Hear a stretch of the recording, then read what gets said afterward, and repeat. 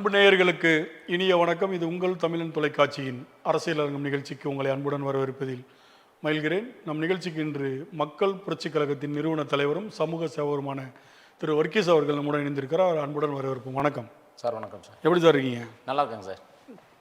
மக்கள் புரட்சிக் கழகம் இந்த தேர்தலெல்லாம் போட்டிட்டுச்சு. ஆமாம் சார். எந்த அளவில் இருந்தது ரெஸ்பான்ஸ் மக்கள்கிட்ட? இல்லை, மக்கள்கிட்ட இன்றைக்கு பார்த்திங்கன்னா கொள்கை அரசியல் எடுபடாமல் ஒரு சினிமா தனமான அரசியல் எடுபட்டிருக்குது என்பதற்கான ஒரு சான்றாக தான் இன்றைக்கு தாவேகா ஆட்சி அமைந்திருக்கிறது. இதற்கு மிகப்பெரிய முக்கியமான காரணங்கள் ஏறக்குறைய தமிழகத்தில் 59-60 ஆண்டு காலம் திராவிட கட்சிகளுடைய அந்த சதி வலைதான், சதி வேலைகள் தான் இந்த மாதிரியான மக்கள் மத்தியில் திராவிட முன்னேற்ற கழகம் தொடங்கும்பொழுது அவர்கள் சாதி ஒழிப்பு, சமத்துவம், சமூக நீதி, பெண் விடுதலை இப்படிப்பட்ட கருத்துக்களை முன்வைத்து இவர்கள் ஒரு சரியான அரசியல் புரிதலை மக்கள் மத்தியில் விழிப்புணர்வை ஏற்படுத்தாமல், குறிப்பாக பகுத்தறிவை ஏற்படுத்தாமல் இப்படியே ஒரு மகடிகமாக இந்த மக்களை வைத்து கொண்டிருக்கிறார்கள் என்பதற்காகத்தான் இந்த சாட்சியாக தாவேகா ஆட்சி இன்றைக்கு அமைந்திருக்கிறது. அதனுடைய அடிப்படையில் தான் இன்றைக்கு தாவேகா ஆட்சி அமைக்கிறதுக்கு முன்னால் அவர் முதலாக ஒரு மாநாடை அறிவிக்கிறார் முதலமைச்சர் ஜோசப் விஜய் அவர்கள். அந்த மாநாட்டில் ஆட்சியில் பங்கு, அதிகாரத்தில் பங்கு என்று ஒரு மிகப்பெரிய கோஷத்தை முன்வைக்கிறார். அதனுடைய நோக்கம் என்னவென்றால், இந்த 59 ஆண்டுகளிலே திராவிட முன்னேற்ற கழகமோ அல்லது அண்ணா திராவிட முன்னேற்ற கழகமோ அவங்களுக்கு பெரும்பான்மை இல்லாமல் இருக்கிற பொழுது கூட எந்த கூட்டணி கட்சிகளுக்கும் அமைச்சரவையிலும் ஆட்சியிலும் பங்கு கொடுக்காமல் இருக்கிறார்களே என்ற அடிப்படையிலும் ஏற்கனவே திருமாவளவன் அவர்கள் ஆட்சியில் பங்கு வேண்டும், அதிகாரத்தில் பங்கு வேண்டும் என்ற ஒரு கோஷத்தை முன்வைத்திருக்கிற அந்த அடிப்படையில் தாவேகா ஆட்சி அமைக்கிற பொழுது நாங்கள் நிச்சயமாக உங்களுக்கு ஆட்சியில் பங்கு, அதிகாரத்தில் பங்கு தருவோம் என்கின்ற ஒரு கோஷத்தை, அந்த ஒரு கொள்கையை விக்கிரவாண்டி மாநாட்டிலே முன்வைக்கிறார். ஆனால் இன்றைக்கு என்ன நடந்திருக்கிறது என்று சொன்னால், விஜயுடைய பேச்சு அன்றைக்கு ஒரு பெரிய தாக்கத்தை தமிழகத்தில் உருவாக்காது. ஒரு 15-20% வாக்குகளை பிரிக்க முடியும் என்கின்ற ஏளனத்தோடு யாரெல்லாம் அவரை அவதூறாக பேசினார்களோ, குறிப்பாக திருமாவளவன் உள்ளிட்ட அத்தனை பேரும் இவர் RSS குழந்தைகள், இவர் விசில் அடிக்கிறவர்கள் எல்லாமே சினிமா தியேட்டருக்கு தான் அனுப்புவாங்க, இவங்கெல்லாம் சட்டமன்றத்துக்கு அனுப்பாது என்று கடுமையான விமர்சனத்தை முன்வைத்தவர்கள் எல்லாம் இன்றைக்கு தாவேகா ஆட்சியில் பங்கு பெற்று அவர்கள் அமைச்சரவை பங்கேற்றிருக்கிறார்கள் என்று சொல்லுகிற பொழுது இது ஒரு கேவலமான ஒரு அரசியலாகத்தான் நான் கருதுகின்றேன். என்ன காரணம் என்றால், திருமாவளவன் ஏறக்குறைய 90 ஆண்டுகளில் 1990 அவருடைய இயக்கத்திற்கு தலைமை ஏற்கிறார். 36 ஆண்டு காலம் ஒரு கொள்கை சித்தாந்தத்தை முன்வைத்து போராடி கொண்டிருக்கிறார். இன்றைக்கு பல்வேறு ஊடகத்தில் உங்களை போன்று ஊடகவியலாளர்கள் பல்வேறு முன்வைக்கின்றவர்கள், பத்திரிகையாளர்கள் முன்வைப்பது, இந்தியாவிலேயே பாசிச பாஜகவை கடுமையாக எதிர்க்கிற ஒரே தலித் தலைவர் யார் என்று சொன்னால் அது திருமாவளவன் தான் என்கின்ற அளவிற்கு பேசப்பட்டிருக்கிற திருமாவளவன் சமீப காலமாக இந்த குறைந்தபட்சம் ஒரு 2-3 மாதங்களுக்கு முன்பாக அந்த தேர்தல் நேரங்களில் இருந்து தடுமாறி தட்டு கட்டி அவர் என்ன செய்கிறோம், என்ன பேசுகிறோம் என்று கூட நிலை தெரியாமல் தடுமாறுகின்ற நிலை ஏற்பட்டிருப்பதற்கான நோக்கம் என்னவென்றால், இன்றைக்கு அவர் ஆட்சியில் அதிகாரத்திலே பங்கு வேண்டும் என்ற நோக்கத்தோடு திராவிட முன்னேற்ற கழகத்தினுடைய கூட்டணியிலே பங்கு பெற்றிருக்கிற இயக்கங்கள் எல்லாம், காங்கிரஸ், இடதுசாரிகள், IUML, VCK உள்ளிட்டவர்கள் எல்லாம் முதலமைச்சராக ஸ்டாலினை முதலமைச்சராக்க வேண்டும் என்று இவர்களெல்லாம் அதில் கூட்டணியில் இடம்பெற்று அங்கிருக்கிற மக்கள் மத்தியிலே வாக்குகளை வாங்கினார்கள். குறிப்பாக இங்கே தாவேகா ஆட்சியை ஆதரிக்கக்கூடிய கட்சிகள் எல்லாம் அந்தந்த தொகுதிகளில், குறிப்பாக வன்னியரசு அமைச்சராக இருக்கிறார் என்று எடுத்துக்கொண்டால் கூட வன்னியரசு நின்று இருக்கக்கூடிய அந்த தொகுதிகளில் தாவேகாவுடைய வேட்பாளரை தோற்கடித்திருக்கிறார்கள். ஆக திமுக கூட்டணியை வலுப்பெற வேண்டும், திமுகவிலே முதலமைச்சராக ஸ்டாலின் தான் மீண்டும் வர வேண்டும் என்று அவ்வளவு பகிரங்கமாக பேசப்பட்டு தாவேகா வேட்பாளரை தோற்கடித்த இந்த சட்டமன்ற உறுப்பினர்கள் எல்லாம் இன்றைக்கு தாவேகா ஆட்சியில அவர்கள் அதிகாரத்தில் பங்கு வேண்டும் என்ற நோக்கத்தோடு முதலமைச்சருக்கு ஒரு முட்டு கொடுக்கின்ற விதமாக அமைச்சரை வாங்கியிருக்கிறார்கள். இது ஒரு கொள்கை அரசியல் என்று எப்படி சொல்ல முடியும் என்பது ஒரு மிகப்பெரிய அப்பட்டமான சாட்சியாகத்தான் இப்பொழுது நடந்து கொண்டிருக்கிறது. நான் கேட்கிற, உண்மையிலேயே இவங்களுக்கு ஆட்சியில் பங்கு வேண்டும், அதிகாரத்தில் பங்கு வேண்டும் என்று சொல்லியிருந்தால் தேர்தலுக்கு முன்னால் ஏன் இவர்கள் எல்லாம் அணிமாறவில்லை? குறிப்பாக திராவிட முன்னேற்ற கழகம் என்ன செய்தது என்று சொன்னால், இவருக்கு முதலமைச்சர் விஜய் இப்பொழுது அவர் வெற்றி பெற்றவுடனே 108 தொகுதியில் வெற்றி பெற்றிருக்கிறார்கள். அதில் ஒன்று அவர் ராஜினாமா செய்கிறார். 107 வேண்டுகிற போது மீண்டும் அவருக்கு ஒரு 10 சட்டமன்ற உறுப்பினர் வேண்டும் என்ற நிலை ஏற்படுகிற போது ஸ்டாலின் அவர்கள் என்ன செய்கிறார், இங்க இருக்கிற இடதுசாரிகள், IUML, VCK இவர்களை அவர்களிடத்திலே வெறுமனே ஆதரவு மட்டும் கொடுத்தால் போதும், ஆட்சியில நீங்கள் அதிகாரத்தில் பங்கு பெற வேண்டாம் என்கின்ற ஒரு நிலைப்பாடோடு ஒரு புரிதலோடு இருப்பார்கள் என்று இவர்கள் அனுப்பி வைத்தார்கள். ஆனால் இவர்கள் அதிகாரத்திலே பங்கு வேண்டும் என்ற நிலைப்பாட்டுக்கு தள்ளப்படுகிற பொழுது திராவிட முன்னேற்ற கழகம் மிகப்பெரிய நெருக்கடியை சந்திக்க ஆரம்பித்து விட்டார்கள். அதனுடைய அடிப்படையில் தான் இன்றைக்கு வேசிகாவிலே ஏற்கனவே சட்டமன்ற உறுப்பினராக இருந்திருக்கக்கூடிய பனையூர் பாபு அவர்களை திமுகவிலே பிரித்தெடுக்கிறார். காங்கிரஸ் இவர்களை திமுகவிலிருந்து விட்டுட்டு முதல் முறையாக காங்கிரஸ் அங்கு சென்று அமர்ந்ததனால் காங்கிரஸில் இருக்கக்கூடிய முன்னாள் மாநில தலைவராக இருந்த செல்வ பெருந்தகையை அவர் பதவியை ராஜினாமா செய்கின்ற நிர்பந்தத்துக்கு ஏற்படுத்தப்பட்டு இன்றைக்கு அவருக்கு மாநில தலைவர் காங்கிரஸ் இருந்து அவர் விடுபட்டு இன்றைக்கு மாணிக் தாக்கூர் தலைவராக அறிவிக்கப்பட்டு செல்வ பெருந்தகையும் திமுகவிலே இப்போது இணைவதாக ஒரு பேச்சு ஓடிக்கொண்டிருக்கிறது. ஏற்கனவே ஆளூர் ஷானவாஸ் இப்படியே போய்கொண்டிருக்கிறது. அதே போன்றுதான் தொடர்ந்து திராவிட முன்னேற்ற கழகம் எதிர்பார்த்த ஆட்சியை அது இங்கு நடைபெறவில்லை, இவர்கள் நினைத்ததை போன்று இவர்கள் நடக்கவில்லை என்கின்ற ஆத்திரத்தில் கோபத்தில் திராவிட முன்னேற்ற கழகம் ஒரு தவறான அரசியல் புரிதலை செய்து கொண்டிருக்கிறார்கள். இதற்கு இணையாக தாவேகாவும் இன்றைக்கு முதலமைச்சராக பொறுப்பேற்றிருக்கிற முதலமைச்சர் ஜோசப் விஜய் அவர்கள் இதே குதிரை பேத அரசியலை தொடர்ந்து அவர்களும் செய்து கொண்டிருப்பது மக்கள் எல்லாம் வேடிக்கை பார்த்து கொண்டிருக்கிறார்கள். இதற்கான ஒரு பாடத்தை வர இருக்கின்ற சட்டமன்ற இடைத்தேர்தல்களில் நிச்சயமாக மக்கள் தாவேக ஆட்சிக்கு பாடம் புகுட்டுவார்கள். அதோடு மட்டுமல்லாமல் கூட்டணியில் இருந்து கொண்டிருக்கிற அரசியல் கட்சிகளுக்கும் பாடம் புகுட்டுவார்கள் என்பதுதான் நான் நினைக்கின்ற ஒன்றாக இருந்து கொண்டிருக்கிறது. அதே நேரத்தில் இப்போ திமுக எதிர்கட்சியான அரசியல் பண்ணிக்கிட்டு இருக்கு, அதிமுக சைலண்டாகவே இருக்கு.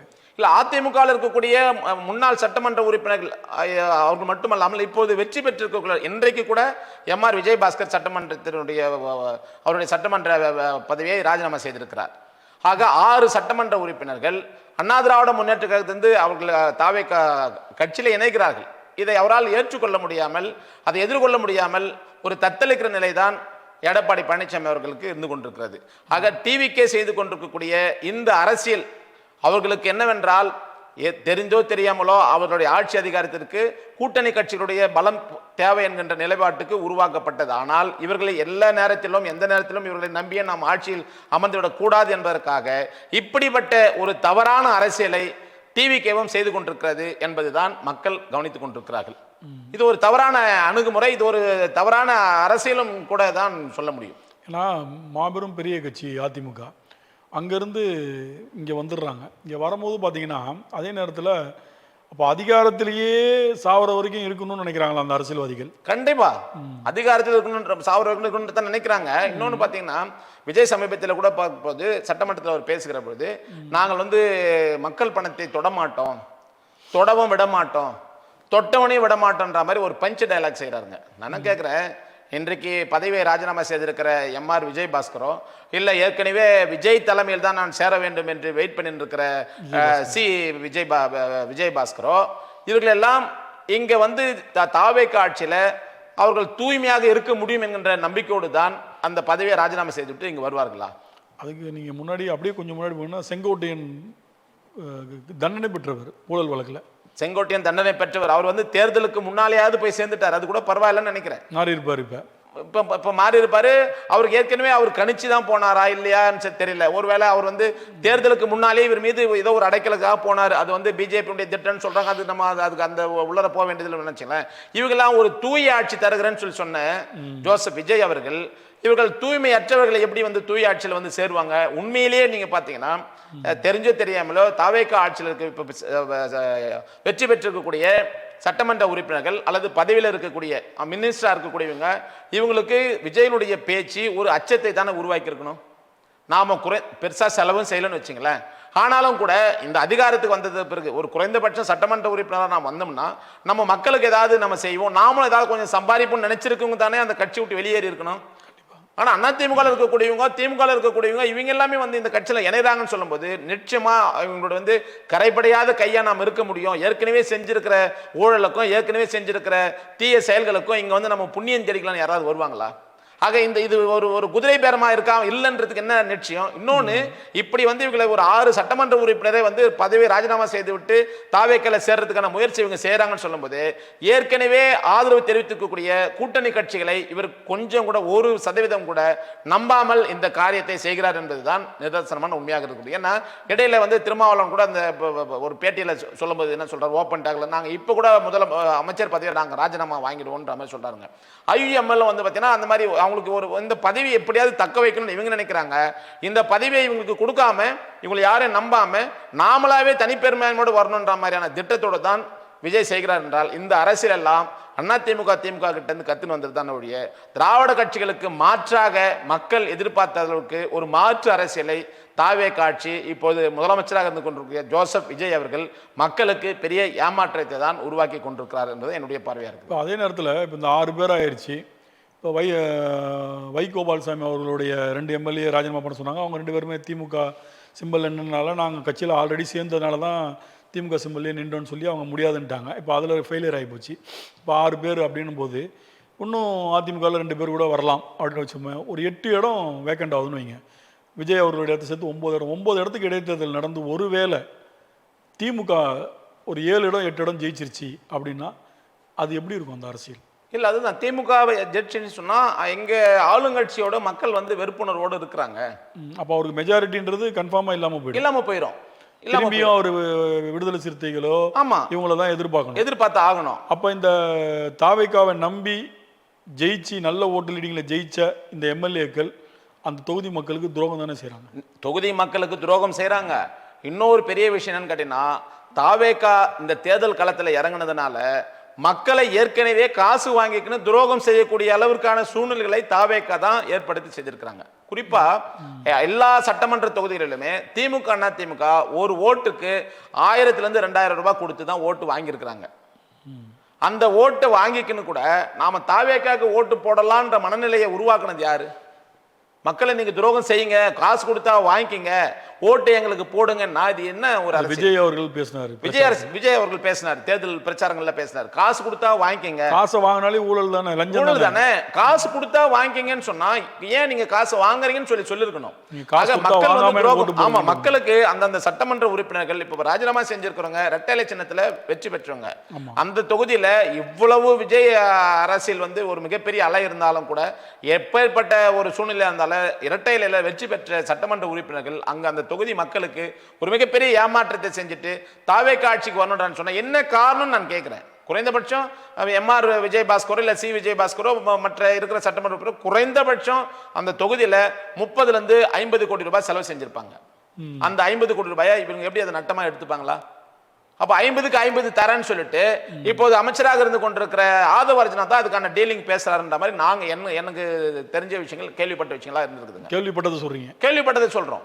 அவரு தான் வந்து பாத்தீங்கன்னா சோஃபா அனுப்பி வைக்கிறாரு அப்படின்ற மாதிரி சோஃபா மாடல் ஆட்சின்ற அளவுக்கு எல்லாம் சொல்றாங்கன்னு சொன்னா என்ன சொல்றேன், ஒரு 50 கோடி ரூபாயை நீங்க வந்து அங்க மக்களுக்கு செலவு செஞ்சு நீங்க வெற்றி பெற்றுட்டு நீங்க தாவேக்காக்கு வந்து சேர வேண்டிய அவசியம் என்ன இருக்குது? ஒரே நாள்ல ரிசைன் பண்ணிட்டு அடுத்த நாள் போய் அப்படியே சேர்றாங்க. அதாவது 10 நாள் 15 நாள் ரிசைன் பண்றாங்க. அதாவது அந்த மக்கள் ரோட்ல நின்று வெயில நின்று லைன்ல நின்று இவன் வேணா நீ வேணும்னு போடும்போது இதுவும் ஒரு ஏமாற்றம். 420 ஏமாற்று வேலைதான். இது ஏன் கான்ஸ்டிடியூஷன்ல இதுக்கு ஒரு சட்டம் ஏற்றக்கூடாது? இல்ல, சட்டம் வந்து இது அவங்களுடைய ஜனநாயகமா கடமையா தான் இருக்குதுங்க. அரசியலமைப்பு சட்டத்தில் ஜனநாயகம் தான், அது அவங்களுடைய விருப்பம். ஆனாலும் கூட மக்கள் அந்த தொகுதியில மீண்டும் இவங்களுக்கு வாய்ப்பு கொடுத்து ஒருவேளை தாவேக்கா கட்சியிலேயே இவங்களுக்கு மீண்டும் வாய்ப்பு கொடுத்தா மக்கள் வந்து அங்க தெளிவா அவங்கள தோற்கடிக்கணும். மக்கள் தான் வந்து அதனால தான் நான் சொன்னேன், இப்போ 60 ஆண்டு காலத்துல மக்கள் மத்தியில் எந்த விதமான அரசியல் புரிதலோ சமூக புரிதலோ இல்லாம தான் திராவிட முன்னேற்ற கழகம் அண்ணா திராவிட முன்னேற்ற கழகம் ஒரு மகுடிகமான இந்த மக்களை வைத்துக் கொண்டிருக்கிறான்ற குற்றச்சாட்டு இதுதான் பொருந்தும். என்னன்னா மக்கள் புரட்சி கழகமோ நீங்க வந்து நாங்க 8 சட்டமன்ற தொகுதியில நாங்க போட்டிட்டோம். ஒரு தொகுதிக்கு குறைந்தபட்சம் 5000 ஓட்டு 10000 ஓட்டு எங்களால வாங்க முடியல. இன்னொன்று, திருமாவளவன் வந்து ஒரு 36 ஆண்டு காலம் ஒரு மிக சிந்தாந்தத்தை பேசி கொண்டிருக்கிறார். தமிழ்நாடு முழுக்கதும் இன்னைக்கு வந்து பொறுப்பாளர் இருக்கிறாங்க, தொண்டர்கள் இருக்கிறாங்க. ஏன் அவரால் வந்து 8 சட்டமன்ற தொகுதியில் 8 சட்டமன்ற தொகுதியும் தோக்குறாங்க? இன்னைக்கு அவருடைய கட்சியினுடைய பொதுச் செயலாளர் செந்தனை செல்வன் அவர் தோற்கிறாரு. அவர் ஏற்கனவே அது வந்து பார்த்தீங்கன்னா அவங்க வெற்றி பெற்றிருக்கிற தொகுதி. அப்படி இருந்து கூட அவங்களால தோக்குறாங்கன்னு சொன்னோம்னா இதில் எந்த விதத்திலையும் வந்து மக்கள் மத்தியில் ஒரு விழிப்புணர்வு இல்லைங்கன்ற நான் எந்த விதத்திலையும் விழிப்புணர்வு இல்லை. ஆக மக்கள் இன்னமும் சினிமா மாயையில தான் இருந்து கொண்டிருக்காங்க என்பதற்கான சாட்சியாக தான் இருந்து கொண்டிருக்கிறது. இன்னமும் சினிமா தானம் தான். நீங்க முதலமைச்சர் ஜோசப் விஜய் அவர்கள் சட்டமன்றத்தில் பேசுகிற விதம் கூட பார்த்தீங்கன்னா ஒரு முதலமைச்சராக இல்லை, ஒரு சட்டமன்ற மரபுன்னு இருக்குது. இத்தனை ஆண்டுகள சட்டமன்ற மரபை மீறி வந்து அவரு விசில் அடிக்கிறாங்க, அவர் ஒரு மாதிரி சைகை காட்டுறாரு, கிண்டலம் கேலியமா பேசுறாங்க. எல்லாத்துக்கும் அனுமதி கொடுக்குறாரு. இல்ல, வேற வழி இல்ல. அவர் ஒரு அனுமதி கேட்கிறாரு, முதலமைச்சர் கேட்கிறாரு. யாருமே இல்ல, நான் ஒரு செய்கை பண்ணலான்னு இருந்தேன், அதுக்கு அனுமதிப்பீங்களான்னு தாராளமா நீங்க செய்யுங்கன்றாரு.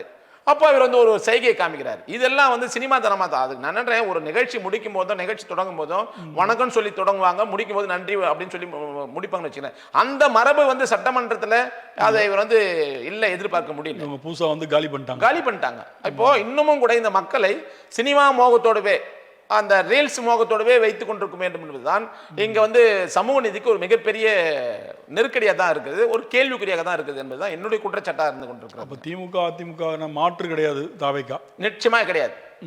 திமுக அதிமுகவுக்கு மாற்று கிடையாது. இது வேணா அதிமுக ஆட்சின்னு சொல்லலாம். ஏன்னா அதிமுக இருக்கக்கூடிய பெரும்பாலான சட்டமன்ற உறுப்பினர் ராஜினாமா செய்வதும் அப்படியே குவியறாங்க மக்கள். பனையூர்ல போயிட்டீங்கன்னா முன்கேட்டு வழியா போகாம பின்கேட்டு வழியாம ஓடி குவியறாங்க. இவங்க எல்லாருமே முதலமைச்சர் ஜோசப் விஜய் அவர்கள், அந்த இயக்கத்தை சேர்ந்த முன்னணி பொறுப்பாளர்கள் நிச்சயமாக தெரிந்து கொள்ள வேண்டும். இவர்கள் வந்து தேர்தலுக்கு முன்னால் சேர்ந்தவர்கள் உண்மையிலேயே அவர் மீது ஏதோ ஒரு நம்பிக்கை வைத்து சேர்ந்திருக்கலாம். அவர் வெற்றிக்கு பிறகு சேர்றவங்க எல்லாருமே இது வந்து இந்த சேர்க்கையை அவங்க சேர்த்துக்கவே இருக்கக்கூடாது. இந்த மாதிரியான சட்டமன்ற உறுப்பினராக இருந்தாலும் இல்ல முன்னாள் அதிமுக பாத்தீங்கன்னா 30 வருஷம் 40 வருஷம் டிராவல் பண்ணவங்களா அதை விட்டுட்டு இங்க ஓடி வராங்கன்னா இவங்க எப்படி இவர்கிட்ட உண்மையா இருப்பாங்க? உண்மையா இருக்க மாட்டாங்க. அதிகாரத்துக்காக வராங்க. இவங்க எவ்வளவுதான் தடை பண்ணாலும், இது ஊழல் இல்லாத ஆட்சி, இது வந்து தூய ஆட்சி, இது இவங்க என்ன சொன்னாலும் கூட அவங்க கை தேர்ந்தவர்கள், அவங்களாம் மிக கடுமையான கை தேர்ந்தவர்கள். அது செல்வி ஜெயலலிதா அவர்கள் இருக்கிற போதே அவங்களெல்லாம் பதவியில் அதிகாரத்தில் இருந்தவங்க, எம்ஜிஆர் இருக்கும்போதே அவர்களாம் பதவியில் அதிகாரத்தில் இருந்தவங்க. அவங்களுக்கு எல்லாமே தெரியும். இவங்க எல்லாமே வந்து இவங்க எப்படி அதை மெயின்டைன் பண்ணுவாருன்னு எனக்கு ஒன்றுமே தெரியலைங்க. இப்போ அதே நேரத்தில் இந்த இடைத்தேர்தலில் அதிமுக இருந்து அந்த 6 பேர் ஒருவேளை ஜெயிச்சிட்டாங்கன்னு வைங்க, அப்போ அந்த 6 பேரையுமே அவங்க கமிட்மெண்ட் பண்ணி தான் கூப்பிட்டுருப்பாங்க. ஜெயிச்சா அவங்களுக்கு அமைச்சர்னு. இப்போ அதிகபட்சம் இன்னும் ஒரு ஆளு கொடுக்கலாம் அமைச்சரவையில் இடம். அப்படி இருக்கும் பட்சத்தில் தாவைக்கால உள்ளவங்களை நீக்கிட்டு கொடுப்பாரா, இல்ல கூட்டணிக்காரங்கெல்லாம் நீங்க கிளம்புங்க? இல்லை, இப்போ அதில் அதிமுகலேருந்து இப்போ 6 பேர் பதவி ராஜினாமா செஞ்சு வந்திருக்காங்கன்னு வச்சுங்களேன். இந்த 6 தொகுதியிலேயே ஏற்கனவே தாவாக்கையுடைய வேட்பாளர்கள் இருப்பாங்கல்ல, அவங்களுக்கு இவர் சீட்டு கொடுக்க மறுத்தாருன்னு சொன்னா அவங்க எப்படி கட்சியில் நிற்பாங்க?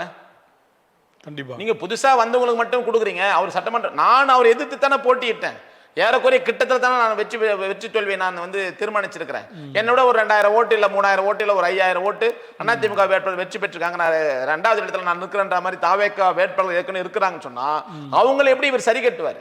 இவர் ஒரே வார்த்தை சொல்லுவார், அது உனக்கு உளுந்த ஓட்டு இல்லை, என் மூஞ்சிக்காக உளுந்த ஓட்டுன்னு. இல்ல அப்புறம் நீங்களே எல்லா தொகுதியும் நின்னுங்க, நீங்களே எல்லா தொகுதியும் நின்னுங்க. அப்புறம் உங்க மூஞ்சிக்காக கான்ஸ்டிடியூஷன்ல இடம் இல்லையே. இல்ல கான்ஸ்டிடியூஷன் இடம் இல்லைன்னு சொல்ல யாரோ ஒருத்தர் நிப்பாட்டானே செய்யணும். இது இவர் பிரச்சார நேரத்திலே இந்த ஒரு விஷயம் கேள்விப்பட்டதுங்க. இவர் கூட ஒரு தொகுதியினுடைய வேட்பாளரை கூட பெயரை சொல்லி இவர் தான் இந்த தொகுதிக்கான வேட்பாளர் சொல்ல முடியாத அளவுக்கு ஒன் மேன் ஷோவா இவர் வந்து சினிமாவுக்கு சரிதான், அரசியலுக்கு அது வந்து சரிப்படாதுங்க. நிச்சயமா அந்த தொகுதி நடந்திருக்கு ரிசல்ட்டுமே. அதுதான் வேட்பாளர் யாருன்னே தெரியாம கண்ணுமுக்கு தெரியாம போட்டிருக்காங்க. ஆமா, அதனால தான் வந்து நீங்க விஜய் என்ற ஒரு பிம்பத்துக்காக போடப்பட்ட 108 நீங்க பாத்தீங்கன்னா அவர் இயக்கத்தை ஆரம்பிக்கிறதுக்கு முன்னால அவருடைய நிலைப்பாடு வேறா இருக்கலாம். அவர் இன்னைக்கு 108 சட்டமன்ற தொகுதியில வெற்றி பெற்றதற்கு பிறகு இதுக்கு பிறகுதான் அவர் அரசியலே கத்துக்கினாருங்க. குறிப்பா வந்து பாத்தீங்கன்னா அவர் முதலமைச்சரா பதவி ஏற்கிற அந்த 3-4 நாட்கள் வந்து ஒரு மிகப்பெரிய சங்கடத்துக்கு ஆளானார். அப்பதான் அரசியல்னா என்னன்னே கத்துக்கினாருங்க. ஆக கூட்டணி கட்சிகள் வந்து அவர் ஆதரிக்க தெரிவிக்கும் போதும் அதற்கு பிறகு அவர் கொடுக்கக்கூடிய தொல்லைகளை அவர் சமாளிக்கும் போதும் இப்ப இவங்களுக்கு ரொம்ப நச்சரிப்பு செஞ்சுன்னு இருக்கிறாங்களே, ஏன் நாமளே அந்த தனிப்பெரும்பான்மை நாமளே வந்துடலாமே என்ற மாதிரியான ஒரு முயற்சி எடுக்கிறாருன்னு சொல்லும் போது அவர் அரசியல் கத்துக்கிறாரு, அரசியல் கத்து கொடுக்குறாங்க, கூட்டணி கட்சிகள் அரசியல் கத்து கொடுக்குறாங்க. இந்த சூழ்நிலை தான் வந்து நிலவுதுங்க. இப்போ திமுக இருந்து போன அனைத்து கூட்டணி கட்சியுமே என்ன சொல்றாங்கன்னா, அடுத்த இடைத்தேர்தல், மாநகராட்சி தேர்தல், எம்பி தேர்தல் எல்லாத்துலயுமே நாங்க தாவேக்காவோட தான் டிராவல் பண்ண போறோம், வேற வழி இல்லைங்களா அப்படின்றாங்க. அதான் உண்மையும், அதுதான் உண்மை. இன்னைக்கு இப்போ விசிகா இன்னைக்கு இப்போ செய்தியில் பிரேக்கிங் நியூஸ்ல போயிட்டு இருக்குது, அவர் திமுக கூட்டணி விட்டு வெளியே எப்போ வந்து ஆளுங்கட்சிக்கு ஆதரவாக போயிட்டு அமைச்சரவையில் பங்கேற்றாங்களோ அப்புறம் கூட்டணி நாங்கள் திமுகவில் இருக்கிறோம், இங்கே வந்து வெறும் ஆதரவு மட்டும் நடந்துட்டு அது ஒரு சரியான அரசியலோ அது சரியான ஒரு அணுகுமுறையாகவே இல்லையே. நிச்சயமாகவே திமுக விட்டு இவங்கெல்லாம் வெளியே போயிடுவாங்க. ஒருவேளை எம்பி எலெக்ஷன்லையோ இல்லை உள்ளாட்சியிலையோ டிவிகேக்கும் இங்க இருக்கிற கூட்டணி கட்சிகளுக்கும் ஒரு சரியான உடன்படிக்கை இல்லைன்னு சொன்னா மீண்டும் இவங்கெல்லாம் போய் திமுக சேருவாங்க, திமுகவும் இவங்கள சேர்த்துக்குவாங்க. அரசியல் வேற வழியே இல்லைங்க. இவங்க நீங்க பாத்தீங்கன்னா காங்கிரஸோ ஐயுஎம்எல்ஓ இல்ல விசிகாவோ இவங்க எல்லாருமே வந்து பாத்தீங்கன்னா திமுக கிட்ட இருக்கும்போது மிக கடுமையா விஜய் வந்து எதிர்த்து பேசினாங்க, மிக கடுமையா பேசினாங்க. இன்னைக்கு அரசியல் இதெல்லாம் சகஜமாப்பா, இதெல்லாம் சாதாரணமாப்பான்ட்டு போயிட்டு இங்க இருக்கிறாங்க. இங்க வந்த உடனே இன்னைக்கு அமைச்சராக இருக்கிற ஐயுஎம்எல் அமைச்சராக இருக்கிற ஒரு ஷாஜகான் சொல்றாரு, இன்னும் 50 ஆண்டு காலம் வந்து திமுக ஆட்சிக்கு வராது, டிவிக்கு தான் ஆட்சிக்கு வரன்ற அளவுக்கு அவர் பேசுறாங்க. இவங்க வேறு வழியே இல்லை, இவங்க வேறு வழியே இல்லை. முஸ்லீம் லீக்குலாம் என்ன ஓட்டு சதவீதம் இருக்குன்னு ஓட்டு சதவீதம் இல்ல, ஓட்டு சதவீதம் இல்ல. இஸ்லாமியர்களே பலர் போட மாட்டாங்க ஓட்டு. திமுக பிஜேபி எதிர்ப்பு அப்படின்ற ஒரே அந்த ஒற்றை அஜெண்டாக்காகத்தான் இவங்க எல்லாருமே இழுத்து இங்க வச்சிருந்தாங்க. அதை தவிர வேற ஒன்றும் திமுக கிட்ட இல்லை. இன்னைக்கு இவங்கெல்லாம் வெளியில போயிட்டு இவங்கெல்லாம் ஒரு அமைச்சராக ஆகும் போது இவங்களுக்கு கொஞ்சம் கோபம் வரதானே செய்யும் திமுக கிட்ட. நம்ம கிட்ட இருக்கும்போது அடிமையா ஒன்றும் தெரியாம அமைதியா இருந்தவங்க இன்னைக்கு வந்து ஒரு அமைச்சரா போறாங்களே, சைரன் கார்ல போறாங்களே, அவங்களுக்கு இன்னைக்கு மீடியா போய் நிக்குதுன்ற மாதிரி கொஞ்சம் ஒரு காழ்ப்புணிச்சிருக்க தான் செய்யும். ஆனா இது இனி வருகிற காலங்களில் எந்த ஒரு கட்சியுமே தனிப்பெரும்பான்மை வராது அப்படின்ற மாதிரியான ஒரு நிலை இன்னைக்கு வந்து தாவேக்காவில ஏற்பட்டிருக்கிறது என்பது நம்ம அடுத்த ஆட்சி மாற்றம் ஏதாவது வந்தால் கூட கூட்டணி மந்திரி சபை தான் இருக்கும். நிச்சயமா கூட்டணி மந்திரி சபை தான் வரும். மெஜாரிட்டியா ஜெயிச்சா கூட ஜெயிக்கிறதுக்கு வாய்ப்பே இல்லை. மெஜாரிட்டி ஜெயிக்கிறதுக்கான வாய்ப்பு இல்லை. அந்த சூழ்ச்சி எல்லாமே இந்த ஆட்சியில திமுக அதுக்கான எல்லா திட்டங்களையும் போட்டு 175 தொகுதிகளில் திமுக உதயசூரியன் சின்னத்தில் நிற்கணும்னு நினைச்சது எல்லாமே தனிப்பெருமையோட வரணுன்ற மாதிரியான சூழ்ச்சிகள் தான். அந்த சூழ்ச்சிகளுக்கும் இவங்க எல்லாருமே உடனே தான் இருந்தாங்க. இன்னைக்கு திரும்ப கூட பார்த்தீங்கன்னா எலெக்ஷன் முன்னால நாங்கள் வந்து 1990 வச்ச கோஷங்கள் அது என்னைக்கு சாத்தியக்கூறு இல்லை, சாத்தியம் இல்லை அப்படின்னு சொல்லிட்டு தான் திமுக கூட்டணி அவர் வந்து பேசினாருங்க. அதிகாரத்தில் பங்கு, ஆட்சியில் பங்கு வந்து இப்போ அதுக்குரிய தமிழகத்தில் அப்படிப்பட்ட களமோ அப்படிப்பட்ட சூழ்நிலை இல்லைன்னு சொன்னாருங்க. ஆனால் இன்னைக்கு அது அமைஞ்சிருச்ச உடனே இங்கே அமைச்சரவையில் போய் பங்கேறாங்க. அப்போ இனி வருகிற தேர்தல்களில் தமிழ்நாட்டு அரசியலில் தனிப்பெருமையோட தாவேக்கா கூட சொல்றாங்க, இனி மீண்டும் வரக்கூடிய தேர்தல்களில் தாவேக்கா கூட தனிப்பெருமையோட வராது அப்படின்றது தான் இங்கே இருக்கிற கள நிலவரமாக தெரிய வருது. அதிமுகவோட எதிர்காலம் எப்படி இருக்கும்னு நினைக்கிறீங்க? இல்லை, அதிமுக எதிர்காலம் இப்படி தான் போயிடுங்க. அதிமுக வந்து இன்னும் கொஞ்சம் இருக்கிறவங்க இந்த ஆட்சி காலத்தில் நீடிக்கிற வரைக்கும் தாவேக்காவுக்கு போயிடுவாங்க. அவர் ஒரு சின்ன அமைப்பாக இருப்பாருங்க. அதை தாண்டி அவர் மிகப்பெரிய ஒரு பாரம்பரியமான கட்சி, புரட்சித் தலைவர் எம்ஜிஆர், புரட்சித் தலைவி ஜெயலலிதா அவர்களால் கட்டி காக்கப்பட்ட கட்சி, நீங்கள் ஒன்றும் இல்லாமல் போயிடுன்றீங்க சார். மக்கள் பார்த்தீங்கன்னா வெகுஜன மக்கள் வாக்கு அரசியல் செல்வி ஜெயலலிதா இருக்கும் போதும் எம்ஜிஆர் இருக்கும்போது அவங்களுடைய ஃபேஸ் வேல்யூக்காக மக்கள், வெகுஜன மக்கள், அடித்தட்டு மக்கள் வந்து பார்த்தீங்கன்னா ஒரு மிகப்பெரிய வாக்கு வங்கியாக இருந்துச்சுங்க. வெறுமனே வாக்கு வங்கி மட்டுமே இருந்தாலும் அந்த கட்சி வந்து ஒரு பெரிய வெற்றியை நோக்கி போகாதுங்க. அங்கே தலைமை பொறுப்பு இருக்கணும், தலைமை பண்பு உள்ள அங்கே பொறுப்பாளர்கள் இருக்கணும். அப்படிப்பட்ட தலைமை பொறுப்பாளர் ஒரு குறுநில மன்னர்கள் மாதிரி இருந்தவங்க எல்லாருமே இன்னைக்கு வேற ஒரு இடத்துக்கு போயிட்டாங்கன்னு சொல்லும்போது வெறுமனே மக்கள் வந்து அவங்க வழிகாட்டுதலின் பேரில் தான் மக்கள் வாக்களிக்குவதோ, அவங்களோட வழிகாட்டுதலின் பேர் தான் மக்கள் போராட்டங்களை முன்னெடுப்பதோ இருப்போம். இப்போ நீங்கள் பார்த்தீங்கன்னா இப்போ முக்கியமாக ஏற்கனவே முன்னாள் மினிஸ்டர் இருந்தவங்க எல்லாமே இப்போ விளம்பர விடைக்கு முன்னாடி சொல்லும் போது நீ சொன்னீங்க குறுநில மன்னர்கள் போல இருந்திருக்காங்க. விஜயபாஸ்கர் ஆரம்பிச்சபோது நான் பிரேக் விட்டேன். அது என்னமோ சொல்லுவீங்களா? சொல்லுங்க. இல்லை, அதுதான் மக்கள் வந்து பார்த்தீங்கன்னா வெகுஜன மக்களாக இருக்கக்கூடியவங்க வாக்களிக்கிறதன் மூலியமா மட்டுமே ஒரு ஆட்சியை வந்து ஒரு கட்சியை தக்க வைக்க முடியாதுங்க. அங்கே குறிப்பிட்ட மாவட்ட செயலாளர்கள் உள்ளிட்ட குறிப்பிட்ட பொறுப்பாளர்கள் வந்து மக்களை வந்து மெயின்டைன் பண்ணணும். அப்படிப்பட்ட பொறுப்பாளர் நீங்கள் செங்கோட்டையன் அந்த பகுதியில் ஒரு ஆளுமையாக இருந்தவருங்க. ஓ பன்னீர்செல்வம் கொஞ்சம் ஆளுமையாக அந்த பகுதியை சேர்ந்தவருங்க. இப்போ எம்ஆர் விஜயபாஸ்கர், சி விஜயபாஸ்கர், இப்படி சொல்லக்கூடிய நபர்கள் எல்லாமே ஏற்கனவே ஒரு சட்டமன்ற உறுப்பினராக இருக்கிறவங்களால தான் அந்த மக்களை வந்து அவங்களால வந்து கையகப்படுத்த முடியுமே தவிர வெறுமனே மக்கள் மட்டுமே நேரடியாக எம்ஜிஆருக்கு ஓட்டு போட்டாங்க, அடுத்து ஜெயலலிதா ஓட்டு போட்டாங்க, எடப்பாடி ஓட்டு போடுவாங்கன்னு சொன்னால் அதுக்கான வாய்ப்புகள் இல்லைன்ற ஆர்கனைஸ் பண்ணணும்னு சொல்கிறாங்க. கண்டிப்பாக. அப்போ அப்படி ஆர்கனைஸ் பண்ணக்கூடிய அடுத்த கட்ட பொறுப்பாளர் எல்லாமே கட்சி விட்டு வெளியேறும்போது வெறுமனே நேரடியாக தொண்டர்கள் வந்து ஒரு ஃபோக்கஸிங்காக ஓட்டு போட மாட்டாங்க. அது இருக்க தேஞ்சுன்னு தான் போவோம். தாவேக்கால எல்லாருமே போய் இணைவாங்க அப்படின்றத நம்ம சொல்லுவோம். ஏன்னா தாவேக்காக்கு இப்ப ஆட்சி அதிகாரம் அவங்க கையில் இருக்குதுங்க. ஆட்சி அதிகாரம் உள்ளவங்களை தேடி போறது கட்டாயம் போவாங்க. அதுதான் இயல்பு, அதுதான் தேடி போவாங்க. அதே நேரத்தில் இந்த தீய சக்தி, ஊழல் சக்தின்னு சொல்லிட்டு அவங்கள்ட்ட எல்லாத்தையும் கூப்பிடுறது எந்த மாதிரியான அரசியல் அது சார்? அவரே ஜோசப் விஜய் அவர்கள் முதலமைச்சராக பதவியேற்ற உடனே அவரு தூய சக்தியா இருந்தாருங்க. பதவியேற்ற உடனே எல்லா தீய சக்திகளுமே போய் பார்த்தாரு பாருங்க. அப்பவே அவருடைய அரசியல் புரிதல் மக்களுக்கு தெரிஞ்சிடுச்சுங்க. திமுக தீய சக்தின்னு சொல்லி தான் அங்கே திமுக தொகுதியில் தாவேக்கா வேட்பாளர் வெற்றி பெற்றிருக்காங்க. இவர் வந்து முன்னாள் முதலமைச்சர் ஸ்டாலின் போய் அவரை போய் சந்திக்கிறாருங்க. சிவி சண்முகத்தை போய் சந்திக்கிறாரு. அரசியல்ல உள்ள அதுதான் சொல்றேங்க, அதுதான் சொல்றேன். யார் யாரை சந்திக்கணுன்றதுக்கு ஒரு பண்பு இருக்குங்களே. இல்ல அரசியல்ல நிரந்தர எதிரியும் இல்ல, இது இல்ல. அப்புறம் நீங்க தீய சக்தி கட்டேசிக்காக போய் பாத்துக்கலாம். அப்புறம் தீய சக்தி தூய சக்தி எப்படி நீங்க சொல்ல சீனியாரிட்டின்ற ஒரு அடிப்படையில். ஆமா, நீங்க எடப்பாடி பழனிசாமி போய் பார்க்கலையா? அவர் சீனியாரிட்டி தானே. சிவி சண்முகத்தோட எடப்பாடி பழனிசாமி சீனியாரிட்டி தானே. அவர் போய் பார்க்கலையே. அன்புமணி போய் செங்கோட்டையன் போட்ட தடைன்றாங்களே. இல்ல, செங்கோட்டையன் போட்ட தடைனாக்கா முதலமைச்சராக இருக்கிற ஜோசப் விஜய் தானே. செங்கோட்டையன் அவ்வளோ அளவுக்கு அதிகாரம் படுத்தி நீங்கள் இவரை பாருங்க அவரை பார்க்காதீங்கன்னு சொல்லக்கூடிய அளவுக்கு அது அவர் அதிகாரத்தில் இல்லை. நீங்கள் முன்னணி மினிஸ்டர்ஸில் பார்த்தீங்கன்னாக்கா புஷி ஆனந்த், ஆதவ் அர்ஜுனா இப்படி தான் இருக்காங்க. செங்கோட்டையன் 3வது 4வது இடத்துக்கு தான் இருக்காருன்னு வச்சுங்களேன். அவ்வளோ அளவுக்கு விஜயை கண்ட்ரோல் பண்ணக்கூடிய அளவுக்கு செங்கோட்டையன் இருக்கிறாருன்னு எனக்கு சந்தேகமாக தான் இருக்குது. அப்போ நான் என்னன்னா, நீங்கள் ஒரு தூய அரசியலை சொல்லணும், ஒரு தூய சக்தின்னு சொல்லிட்டு எல்லாருமே நீங்கள் சந்திக்க வேண்டிய தேவை என்ன இருக்குது? வைகோவை போய் நீங்கள் சந்திக்கிறீங்க. நீங்கள் வைகோ என்ன சொல்கிறாரு, இன்றைக்கி நான் எங்கள் 2 சட்டமன்ற உறுப்பினர் நாங்கள் ராஜினாமா செய்ய போகிறோம்னு சொன்னார். உடனே திமுக காரங்க ஏற்கனவே அதெல்லாம் அவங்க பழகப்பட்டது. ஏன்னா அவர் கருணாநிதி உயிரோடு இருக்கிற போதே பார்த்தீங்கன்னாக்கா வைகோ வந்து அறிவாளி எங்கனது தான், உதயசூரியன் என்னது தான், திமுக என்ன தான் அவர் ஃபைட் பண்ணும்போது எல்கணேசனையும் செஞ்சி ராமச்சந்திரன் வச்சு தாயகம் என்னது மதிமுக என்னதுன்னு சொல்லி அவங்க எல்லா வேலையும் செஞ்சுட்டாங்க. இது வந்து வைகோவுக்கு புதுசு இல்லை, இது திமுகவுக்கும் புதுசு இல்லை. இன்னைக்கு சர்வசாதாரணமாக அவர் நடத்திட்டார் பாருங்க.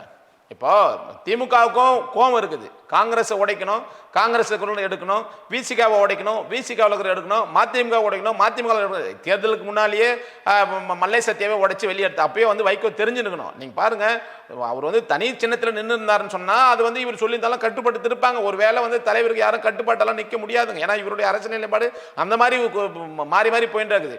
திமுகவில் நின்று வெற்றி பெற்றவங்களுடைய திமுக சின்னத்தில் வெற்றி பெற்றவங்க வந்து நீங்கள் பதவி ராஜினாமா செய்யுங்க. அதில் கூட குறிப்பாக என்ன சொல்கிறேன்னா, அந்த 2 சட்டமன்ற தொகுதியில் ஒரு சட்டமன்ற தொகுதியை துரை வைகோவை நிற்க வச்சு துரை வைகோக்கு மினிஸ்டர் கொடுக்கணுன்ற மாதிரியான ஒரு சூழ்நிலை உருவாகுதுன்ற மாதிரி நான் கேள்விப்பட்டேன். ஆமாம், இப்போ பார்த்தீங்கன்னாக்கா வன்னி அரசு வந்து அமைச்சராக இருக்கிறத திருமாவளவன் என்ன சொல்கிறாரா, அவர் இப்போ திருச்சி கிழக்கு எனக்கு கொடுங்க, அதில் நான் வெற்றி பெற்று வந்து எனக்கு அமைச்சர் கொடுக்கணும், அமைச்சரை மாற்றணுன்ற மாதிரி முயற்சி பண்ணுறாங்க. அப்போ எல்லாமே பதவியை நோக்கி அதிகாரத்தை நோக்கி தான் நகரணுன்றது தான் இயல்பாகவே இருந்துட்டு இருக்கிறாங்க. அதே நேரத்தில் திருமாவளவனுக்கு அந்த ஐடியா இருக்குமான்னு தெரியல. ஏன்னா முன்னாள் முதல்வர் வந்து ஸ்டாலின் அவர்கள் வந்து அதிமுகவோட ஒரு பேச்சு நடந்துச்சுன்னு ஒரு பேச்சு வரும்போது திருமாவளவனை தான் சிஎம் ஆகணும்னு அவர் சொன்னதா திருமாவளவனே ஒரு பேட்டியில் சொன்னார். பரவலாக அந்த பேச்சு வந்தது, எல்லாருமே சொன்னாங்க. அப்போ முதல்வர் வாய்ப்பு வர்றதையே வேணான்னு சொன்னவர் இப்போ அமைச்சரவைக்கு கேட்பார். சார், முதல்வர் வாய்ப்பு வேணான்னு அவர் சொல்கிறாருன்னு சொன்னால் எந்த அப்புறம் எதுக்கு தான் அவர் கட்சி நடத்துகிறாரு? நல்ல வாய்ப்பை மிஸ் பண்ணிட்டாரு. எதுக்கு கட்சி நடத்துறாருன்றேன். நான் முதலமைச்சராவது தான் சார் நான் கட்சி நடத்துகிறேன். விஜய் முதலமைச்சராவதுக்கோ, ஸ்டாலின் முதலமைச்சராவதுக்கோ, இல்லை உதயநிதி முதலமைச்சராவதுக்கோ, இல்லை எடப்பாடி முதலமைச்சருக்கோ நான் கட்சி நடத்தல. இன்னும் 50 ஆண்டுகளும் ஆகட்டும், அதை பற்றி எனக்கு அவசியமே இல்லை. புரியுதுங்களா? நீங்க என்ன ஸ்டாண்ட் எடுத்திருக்கிறீங்க, நீங்க என்ன நிலைப்பாடு எடுத்திருக்கிறீங்க? நீங்க ஒரு முதலமைச்சர் ஆகிறதுக்கு இல்லைனாக்கா அவர் பாருங்க, அவரு திருப்பி பேசுறாரு. சார், எந்த காலத்திலும் முதலமைச்சர் ஆக முடியாதுன்னு சொல்றாரு.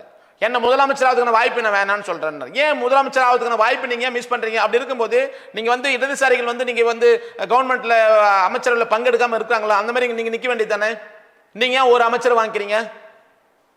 நீங்க ஏன் வேணாம்னு சொல்ல வேண்டியது தானே. முதல்ல வெளியில இருந்து ஆதரவு சொல்லுங்க, அப்படியே நில்லுங்க.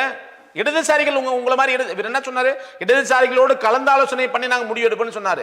முதலாக இடதுசாரிகள் நாங்க வந்து அது உங்களுக்கு ஆதரவு தரோம்னு சொன்னாரு. நாங்க வந்து ஆட்சியில நாங்க பங்கு கேட்கல, அமைச்சர்கள் நாங்க பங்கு எடுக்க மாட்டோம். இன்ன வரைக்கும் அமைச்சர்கள் பங்கு கேட்காம இருக்காங்க. அதுல கொஞ்சம் முரண்பாடு இருக்குது. அது அப்புறப்பட்ட விஷயம் வச்சுக்கல, அது அவங்க கட்சியில முரண்பாடு இருக்குது. அது தேவையற்ற ஒன்று. ஆனாலும் கூட நீங்க ஏன் அமைச்சர்கள் பங்கேற்றீங்க? பகிரங்கமா சொல்லிட்டு போங்க, திமுக விட்டு நாங்க வெளியேறதுன்னு சொல்லிட்டு போயினே இருங்க. அப்போ முதலமைச்சராவதுக்கு வாய்ப்பு வேற எதுக்கு கட்சி நடத்துறோம்னு நான் அப்போ உங்களை நான் இது பாருப்பாங்க. குறிப்பா இன்னைக்கு வந்து அனுபவம் இல்லாம ஒரு முதலமைச்சராக இருக்கிறாரு முதலமைச்சர் விஜய் ஜோசப் வச்சுங்களேன். இவர் ஒரு 36 ஆண்டு காலம் ஒரு பொது வாழ்க்கையில் அனுபவம் இருக்கல, இப்ப பல்வேறு ஆட்சிகளை பார்த்தவர் இல்ல, பல தேர்தல்களை சந்திச்சவர்ல. நீங்க இவங்களுக்கு என்ன வன்னியரசுக்கு என்ன பெரிய அனுபவம் இருக்குது? அவரால் ஏன் இன்னைக்கு வந்து ஒரு ஆட்சி செய்ய முடியும்? நீங்க திருவண்ணாமலை மாவட்டத்தில் 3 அமைச்சர்கள் வந்திருக்காங்க. திருவண்ணாமலை மாவட்டத்தில் இந்த ஒரு 49 நாட்களில் 3 அமைச்சர். முதல்ல வந்து ஆதவ அர்ஜுனா வராருங்க, 2வது வந்து அமைச்சர் புஷி ஆனந்த் வராரு, 3வது வன்னியரசு வராரு. அங்க வந்தோடனே மக்களை சந்திக்கிறாங்க, கோரிக்கைகளை வாங்குறாங்க, இருளர்களுக்கு சாதி சர்டிஃபிகேட் வாங்கி தராங்க, இப்போ காது குத்து அந்த மாதிரியான விஷயங்கள் போறான்னு வச்சுக்கலாம். அது பிரச்சனை இல்லை. நான் இத்தனை ஆண்டு கால பட்டியலின மக்களுக்கான ஒரு நீண்ட ஆண்டு கால ஒரு கோரிக்கை, ஒரு பஞ்சமி நிலைமை மீட்பதற்கான இந்த திருவண்ணாமலை மாவட்டத்தில் எவ்வளவு நிலங்கள் இருக்குதுன்னு சொல்லிட்டு ஏன் ஒரு புள்ளி எடுத்து கேட்காம வராங்க? எத்தனை கிராமங்கள்ல இப்ப திருவண்ணாமலை மாவட்டத்துக்கு உட்பட்டு இருக்கிற கிராமங்கள்ல எத்தனை கிராமங்களுக்கு சுடுகாடு இல்ல, எத்தனை கிராமங்களுக்கு சுடுகாட்டுக்கு வழி இல்லை, ஏன் ஒரு புள்ளி ஒரு தங்க இருக்கிற கலெக்டர் எஸ்பி ஏன் கேட்காம வராங்க? தாட்கோ நிறுவனங்கள் இது வரைக்கும் ஒரு பட்டியல் சமுதாயத்தை சேர்ந்தவங்க யாருமே ஒரு வியாபாரமே செய்ய முடியல, எல்லாம் கூலி வேலை செஞ்சுக்கிறாங்க. இதுக்கான புள்ளிவிவரத்தை ஏன் நீங்க எடுக்க முடியாம இருக்கீங்க? இவங்க என்னன்னா அமைச்சர்னா வந்தோன்னா கோரிக்கை மனு வாங்கணும், உடனே கொடுத்துடணும், அதை ஒரு ரீல்ஸ் போட்டணும், எங்கேயாவது போனோம் அம்மா உணவகத்தை நாங்கள் செக் பண்ணோம், அதில் சாப்பிட்டு நல்லா இருக்குதுன்னு சொல்லணும், பாய் பீப் பிரியாணி கடை வச்சிருப்போம், அதை போய் சாப்பிடணும் நல்லா இருக்குதுன்னு சொல்லணும், உடனே ஒரு இருளர்களுக்கு சாதி சொட்டு. இதுதான் அமைச்சர்களுடைய நோக்கமா? பேசிக்கா என்ன சார் இருக்கு, ஒரு ஃபண்டமெண்டலா என்ன அடிப்படை உரிமை இருக்குது இந்த மக்களுக்குன்ற, விளிம்புநிலை மக்களுக்கு, நான் நாட் ஒன்லி ஷெட்யூல் காஸ்ட், எல்லா மக்களுக்குமே பாருங்க, அங்க இருக்கிற வன்னியர் மக்களுக்கு, செட்டியார் மக்களுக்கு, பிராமின்ஸ் உட்பட அங்க இருக்கிற பிராமின்ஸும் ரொம்ப வறுமையில் இருக்காங்க சார். அந்த மாவட்டத்தில் இருக்கக்கூடிய அரசு அதிகாரிகளை நீங்க வந்து 1 மணி நேரம் 2 மணி நேரம் அவங்க கிட்ட பேசி என்னங்க தேவைன்னு அதை பூர்த்தி செய்யுங்க. ரீல்ஸுக்காக வந்து ஒரு நம்ம விஷயங்கள் எடுத்துக்கூடாதுங்க. நீங்க பேசிக்காவே அது வந்து முதலமைச்சர் ஜோசப் விஜய்க்கு தெரியாம இருக்கலாம், அவர் வந்து இங்க வெகுஜன மக்களுடைய அடிப்படை கோரிக்கை அவர் தெரியாம, நீங்க அமைச்சரா வந்திருக்கீங்களா, நீங்க என்ன செய்ய போறீங்க? ஆக ஒரு முதலமைச்சரா வந்தேன், எனக்கு முதலமைச்சரா வரணும், நான் அமைச்சரா வரணுன்ற நோக்கத்தோடு தான் நான் கட்சி நடத்தி கொண்டிருக்கிறேன். எனக்கு வந்த வாய்ப்பு எனக்கு வேணான்னு சொல்லி எனக்கு பதவி மேல ஆசை இல்லைனாக்கா என்ன இது யார் சொல்லுவாங்க? பதவி மேல உங்களுக்கு ஆசை இல்லைன்னு சொன்னாக்கா அப்புறம் நீங்க வந்து நான் காட்டுமன்னார் கோயில் நான் வேட்பாளர் நிக்க போறேன்னு ஏன் சொன்னீங்க? நீங்க அரசியல் காலம் மாற போகுது ஏன் சொன்னீங்க? அப்புறம் எம்பின்றது எது? அது பதவி இல்லையா? நாடாளுமன்ற உறுப்பினர் தொடர்ந்து நீங்க நிக்கலாம், அது பதவி இல்லையா? ரிசைன் பண்ணுங்க நாளைக்கு. வெறுமனே நான் வந்து இப்போ பங்கெடுக்க மாட்டேன், தேர்தலில் பங்கெடுக்க மாட்டேன் சொல்லி நில்லுங்க. ஏற்கனவே தேர்தல் புறக்கணிப்பு மாதிரி நான் தேர்தல் பங்கெடுக்க இது சார், நான் வந்து 10 ஆண்டு காலம் நான் மக்கள் புரட்சி கருத்தை நடத்தி கொண்டிருக்கேன் சார். 2 சட்டமன்றத்தை செஞ்சிருக்கிறேன், 2 நாடாளுமன்ற தேர்தல் செஞ்சு, நான் ஒரு முறை கூட ஒரு தொகுதியிலும் நான் வேட்பாளராக இல்லை. ஏன்னா எனக்கு பதவி ஆசை இல்லாமல் இருக்கலாம், என் இயக்கத்தை சேர்ந்தவர்களுக்கு நான் பதவி ஆசை இருக்கணுமா இருக்கக்கூடாதா? இந்த நாட்டை நாம் ஆட்சி செய்யணும், பாபா சாஹேப் அம்பேத்கருடைய அரசியலை நம்ம எப்பதான் முன்னெடுக்க போறோம்? எனக்கு பதவி ஆசை இல்லைன்னு எப்படி சொல்ல முடியும்? இன்னொரு விஷயம் பார்த்தீங்கன்னாக்கா, தாவே காட்சியில் 8 அமைச்சர்கள் வந்து தலித்துகளுக்கு கொடுத்துட்டாங்க, இது தலித்துக்கான ஆட்சின்ற மாதிரி ஒரு குற்றச்சாட்டு வருதான் நான் கேள்விப்பட்டேன். நான் என்ன சொல்றேன், ஸ்டாலின் முதலமைச்சராக இருக்கிற போது 8க்கும் மேற்பட்ட 10க்கும் மேற்பட்ட நாயுடுகளுக்கு அமைச்சர் பதவி கொடுத்திருக்கிறாரு. அது திமுக ஆட்சி, நாயுடுகளுக்கான ஆட்சி சொல்ல முடியுமா? செல்வி ஜெயலலிதா உயிரோடு இருக்கிற போது அவருடைய ஆட்சியில் 10க்கும் மேற்பட்ட முக்குளத்தோர்களுக்கு வந்து அவர் அமைச்சர் பதவி கொடுத்திருக்காரு, அது முக்குளத்தோர் ஆட்சி சொல்ல முடியுமா?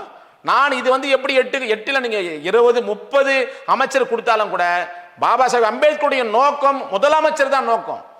நீங்க எத்தனை கொடுத்தாலும் அதுலயும் குறிப்பா நான் சொல்ற பாருங்க, இது ஒன்றும் வந்து ஏதோ ஷெட்யூல் காஸ்ட் மக்களுக்கான ஆட்சி எல்லாம் இல்லை, அது குறிப்பிட்ட ஒரு செய்தி மட்டும் நான் சொல்றேன் உங்ககிட்ட.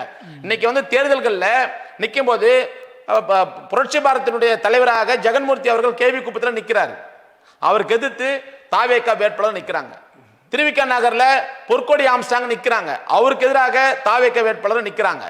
அதே மாதிரி ஜான்பாண்டிய மனைவி பிரிசிலா ஜான் பாண்டிய அவங்க பொது தொகுதியில் நிற்கிறாங்க, அவருக்கு எதிராகவும் தாவேகா நிற்கிறாங்க.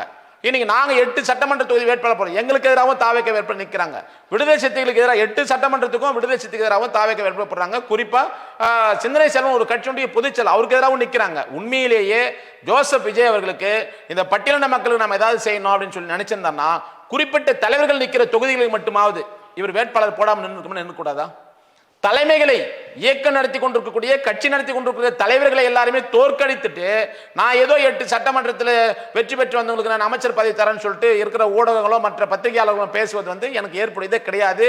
எந்த ஆட்சி வந்தாலும் பட்டியலின மக்களுக்கு எதிரான ஆட்சியாகத்தான் இருந்து கொண்டிருக்கிறது என்பது பல்வேறு சான்றுகளை என்னால் சொல்ல முடியும். அதே நேரத்தில் இப்போ திமுக ஆட்சியில் நடந்த வேங்க வயல் பிரச்சனைக்கு திருமாவளவன்லேருந்து வன்னி அரசு வரைக்கும் எல்லாமே பயங்கரமாக குதிச்சாங்க, கேள்வி கேட்டாங்க. இப்போ நீங்க அமைச்சர் ஆயிட்டாரு, ஆமா, இது வரைக்கும் அந்த வேங்க வயல் பிரச்சனையை இவர் கையில் எடுக்கவே இல்லை. வேங்க வயல் பிரச்சனை ஒன்றும் பயங்கரமா கேள்வி எல்லாம் கேட்கலங்க. இவர் தலைமையில ஒரு ஆர்ப்பாட்டம் போட்டாரு. அவர் என்ன சொல்றாரு, தலித்துகளுக்கு கொடுமைன்னா முதல் நான் தான் போராட்டத்தை போறோம், நாங்களும் தான் போராடி இருக்கிறோம், எல்லா போராட்டமும் நாங்கள் தான் போராடி இருக்கிறோம். நீங்க வேங்க வயலுக்கு போராடி இருக்கிறார். அதே திமுக ஆட்சியில பெரம்பூர்ல இருக்கக்கூடிய பகுஜன் சமாஜ் கட்சியுடைய முன்னாள் மாநில தலைவர் ஆம்ஸ்டாங் படுகொலை பண்ணது ஏன் இவங்க போராடல? ஏன் அதை கேட்கல? இல்ல திமுக ஆட்சியில வந்து சிபிஐ வழக்குல வந்து இவங்க இடைக்கால தடை மனு கொடுத்து நிக்க வச்சிருக்காங்க. இப்ப நீங்க தாவே ஆட்சி வந்து இன்னைக்கு 49 நாள் இன்னைக்கு ஆச்சுங்களா, ஏன் இவங்க அது வந்து ரிவோக் பண்ணல? இது ஏன் இவங்க கேட்கல? ஆக கூட்டணி ஆட்சியில் இருக்கிற பொழுது இவர்கள் வந்து ஏதோ ஒரு வேஷத்துக்காக போராடுற மாதிரி போராட முடியுமே ஒழிய மற்றபடி ஆட்சிக்கு எதிராக பெரிய போராட்டங்களை எடுக்க முடியாது. இந்த மக்கள் மீண்டும் மீண்டும் வாக்களிக்கக்கூடிய கருவிகளாகவே பயன்படுத்தி கொண்டிருக்கிறார்கள். ஆக ஒரு சிறந்த பாபா சாஹேப் அம்பேத்கருடைய ஆட்சி அமைய வேண்டும் என்று சொன்னால் மக்கள் புரட்சி கழகத்தை போன்று யாரோடும் நாங்கள் இதுவரை கூட்டணியே கிடையாது.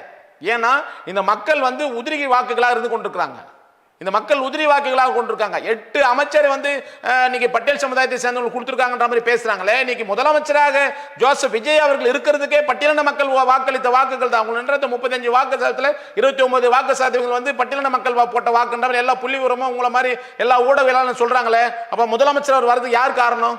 பட்டியலின மக்கள் தான் காரணம். ஆக இந்த மக்களை இன்னமும் வாக்கு வங்கிகளாக மட்டுமே பயன்படுத்தி கொண்டிருக்கிறார். இந்த மக்களுக்கு குறைந்தபட்ச அரசியல் புரிதலும் சமூக புரிதலும் இல்லாமல் இருந்து கொண்டிருக்கிறார்கள். எங்களை போன்ற மக்கள் புரட்சி கழகம் போன்ற அங்கொன்று இங்கொன்று இருக்கக்கூடிய சின்ன சின்ன அரசியல் இயக்கங்கள் தான் இந்த மக்கள் மத்தியிலே தேர்தலை தனித்து சந்தித்து இந்த மக்களுக்கான ஒரு விழிப்புணர்வை உருவாக்கி கொண்டிருக்கிறோம். அதிலும் கூட இவங்க வந்து காசு கொடுத்து வாக்குகளை வாங்க வேண்டும் என்ற அந்த நிலைப்பாட்டுக்கு எங்களாலெல்லாம் அதெல்லாம் செய்ய முடியாதுங்க, செய்ய முடியாது. நீங்க பாத்தீங்கன்னா அமைச்சர் ஆதவர்ஜனே சொல்றாரு, அவர் நின்றுக்கக்கூடிய வில்லிவாக்கம் தொகுதியில திமுக வேட்பாளர் 100 கோடி செலவு செஞ்சாருன்னு ஏற்கனவே கடந்த நிகழ்ச்சியில பேசியிருக்காங்க. நான் என்ன கேட்கிறேன், நீங்க எத்தனை முறை தேர்தல் ஆணையத்தில் நீங்க வந்து புகார் கொடுத்திருக்கீங்க? 100 கோடி செலவு பண்ணதை விட உங்களை வெற்றி பெற வேண்டும், நீங்கள் வெற்றி பெற்றீங்கன்னு சொன்னா என்ன நம்பிக்கையில் அந்த மக்கள் உங்களுக்கு வாக்களித்திருப்பாங்க? நீங்க என்ன செய்ய போறீங்க அந்த மக்களுக்கு, அந்த தொகுதிக்கு மக்களுக்கு நீங்க என்ன செய்ய போறீங்க?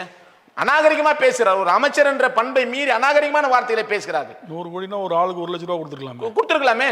நீங்க அது 100 கோடியை மீறி, அதான் அந்த 100 கோடியை மீறி அங்க இன்றைக்கு அமைச்சராக இருக்கிற ஆதவாஜன் வெற்றி பெற்றிருக்கான்னு சொன்னா அந்த மக்களுக்கான நம்பிக்கையை நீங்க என்ன செய்ய போறீங்க? நீங்க வந்து 49 நாள் ஆச்சுங்க, நீங்க சரியா 49 நாள் ஆச்சு.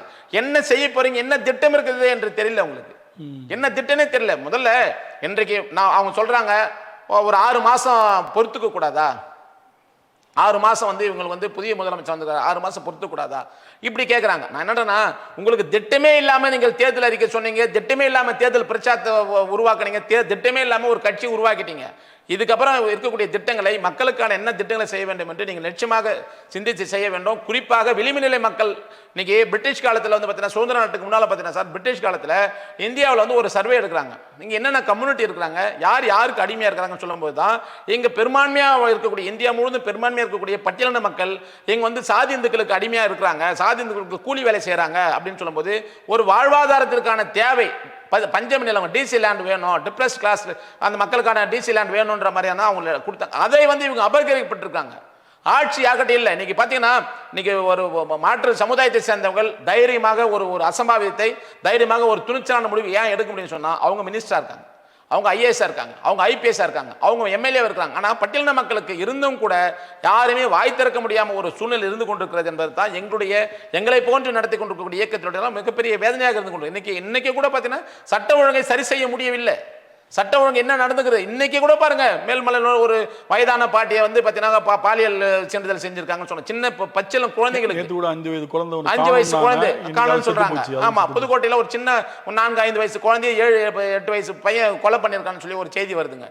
இன்னமும் காவல் நிலையத்தில் கொடுக்குற புகார்களுக்கு ஒரு உரிய மரியாதை இல்லை, அது வந்து ஒரு நிவாரணமும் மக்களுக்கு கிடைக்க மாட்டேங்குது. இதெல்லாம் தடுக்க தானே சிங்கப்பெண் அதிரடிப்படை இல்லதா, அதுதான் சிங்கப்பெண் அதிரடிப்படை ஆரம்பிச்சிருக்க கூட கண்ட்ரோல் பண்ண முடியல.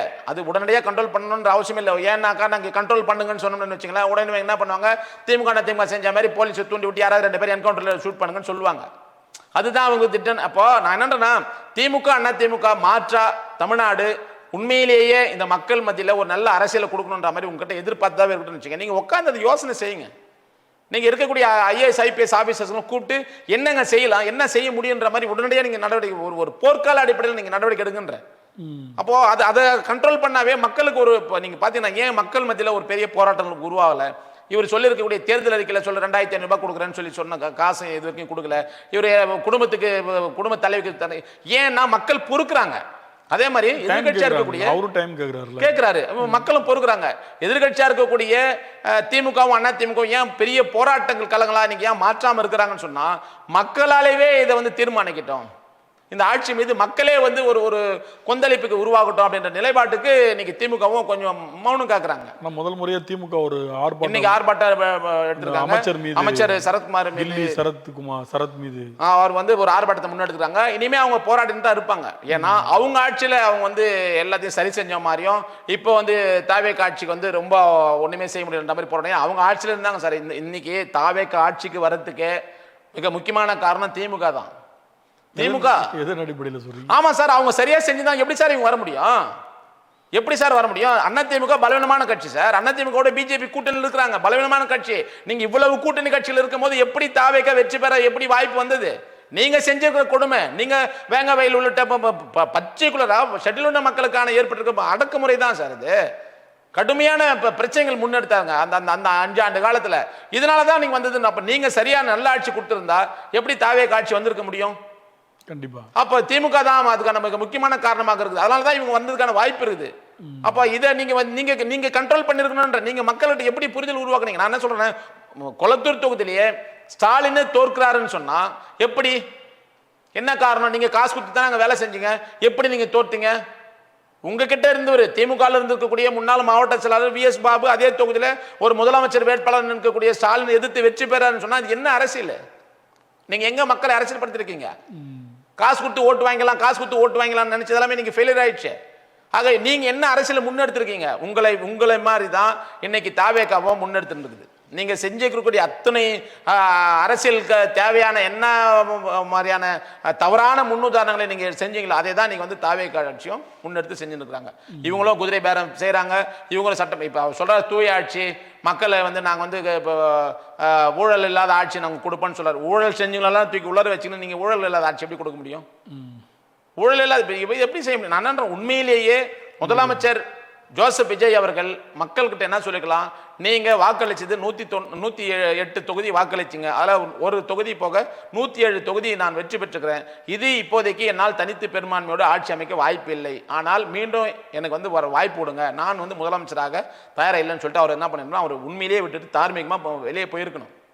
அடுத்து தேர்தல் வரட்டும், 6 மாதம் கழிச்சு தேர்தல் வரட்டும், அது வரைக்கும் எனக்கு வந்து நீங்கள் ஒரு முழுமையான தனிப்பெரும்பான்மையோடு எங்கிட்ட ஆட்சி கொடுக்குற வரைக்கும் நான் வந்து அந்த மாதிரியான ஊழல் ஆட்சியெல்லாம் ஊழல் செஞ்சவங்களையும் முன்னாள் அமைச்சர்கள் முன்னாள் சட்டமன்ற நான் உள்ளர வச்சுன்னு நான் வந்து ஒரு ஆட்சி தரணும்னு அவசியம் எனக்கு இல்லைன்ற மாதிரி அவர் தார்மீகமாக ஆட்சி சொல்லியிருக்கணும். கெஜ்ரிவால் மாதிரி சொல்லணும். கெஜ்ரிவால் தான் அதுக்கு முன்னுந்து வரணும்.